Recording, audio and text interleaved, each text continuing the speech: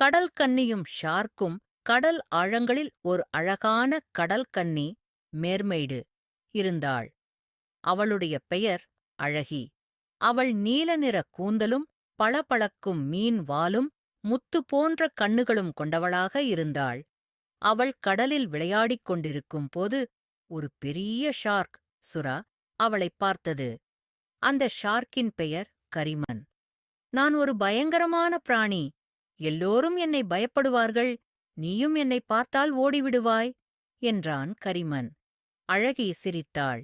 நீ யாரையும் காயப்படுத்தவில்லை என்றால் ஏன் பயப்பட வேண்டும்? கரிமன் அதற்கு பதில் சொல்லவில்லை. அவன் எப்போதும் தனியாக இருக்கிறான். மற்ற மீன்கள் அவனைப் பார்த்ததும் ஓடி மறைந்துவிடும். ஆனால் அழகி மட்டும் அவனை ஏன் பயப்படவில்லை என்று அவன் ஆச்சரியப்பட்டான். அதே கடலில் ஆக்டபஸ், தெலுங்குப் பெயர் ஒக்டபஸ், இருந்தது. அவனுடைய பெயர் ஒக்டாபஸ். ஒக்டாபஸ் மிகவும் புத்திசாலி. அவன் சொல்லிக் கொடுத்தான், நீ ஒரு ஷார்க்காக இருந்தாலும் உன்னோடு நட்பு கொள்ள விரும்புபவர்கள் உன்னை உண்மையாக நேசிக்கிறார்கள். மற்றவர்கள் பயந்தால் அவர்கள் விருப்பம். ஒரு நாள் கடலில் ஒரு பெரிய டால்பின் வந்தது. அதன் பெயர் மஞ்சு. மஞ்சு எல்லோருடனும் மகிழ்ச்சியாக நட்பு கொள்ளும். ஏன் நீ மட்டும் தனியாக இருக்கிறாய், கரிமன் என்று கேட்டாள். அதற்கு கரிமன், எல்லோரும் என்னை பயப்படுகிறார்கள். நான் பயங்கரமானவன்.